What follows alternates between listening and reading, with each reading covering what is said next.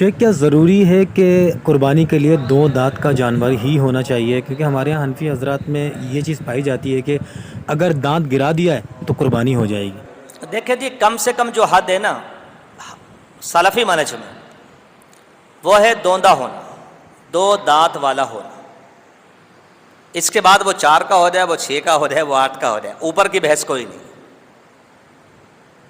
کم سے کم 2 ہونا چاہیے، یہ ایک بحث ہے، ٹھیک ہے، یہ ایک بحث موجود ہے۔ اور اگر آپ دمبا ہے تو اس میں ایک گنجائش ہے، اگرچہ وہ بھی 2 والا ہی بہتر ہے، لیکن اس میں ایک گنجائش ہے، دمبے میں، مینڈے میں، یعنی جس کے باریک بال ہوتے ہیں، مینڈا، چھترا، دمبا، ٹھیک ہے، اس میں گنجائش ہے، مگر اس میں 6 مہینے کی گنجائش نہیں ہے۔ یہ ہمارے غلط فہمی ہے کہ جی 6 مہینے کا اور نظر سال کا آتا ہو، یہ غلط ہے۔